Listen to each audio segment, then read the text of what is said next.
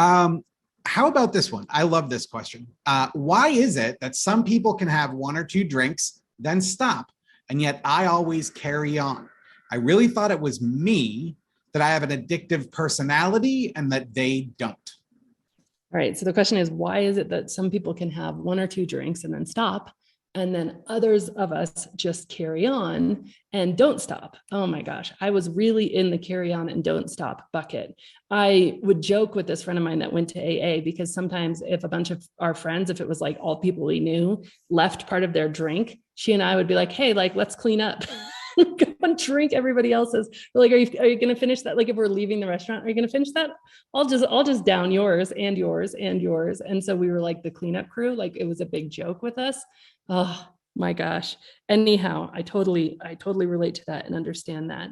A lot of people, there's one really big kind of meta reason, and there's a lot of little reasons. There's a lot of things that people put in their head, and we call them guardrails around here, around how much they're going to have and when they're going to have it, and knowing the consequences and all that sort of stuff.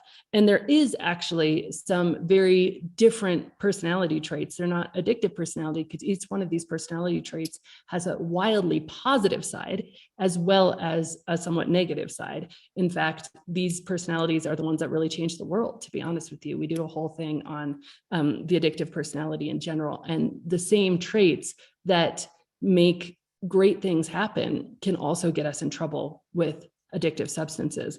But one of the main things that is the kind of meta reason, the biggest reason is, and I would ask everybody to respond to this in the chat, how many of you at some point or another are drinking to self-medicate, to escape, to numb? Let me know.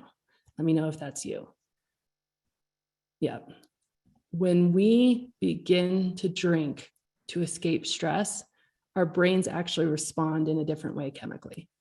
And so along with the dopamine, and you know, you can see it in, there's an experiment called Rat Park. And again, they were force-fed alcohol, but when the rats were stressed, so put by themselves in a cage, as opposed to put in a cage with a lot of different friends and different toys and different things, they got addicted much faster. That was not only because they were bored and lonely, but also because the response in the brain, and Dr. Kevin McCauley has researched this very well, it actually changes. And there's a lot of reasons. There's something called a hedonic threshold that can get broken through. And, you know, we won't go into all of the science right now, but the reality is, trust me when I tell you, there's a lot of science to support this. When we start to drink to relieve stress, which can happen, I don't know when it happened in my journey. I don't know when that moment was that all of a sudden I was drinking, no, not only at social events, but also at home by myself. Not only was I drinking, you know, when something was fun, but I was also drinking when something was not fun and when I had a hard day. But the brain actually starts to respond to alcohol very differently, making it much harder to turn off after just one or two drinks.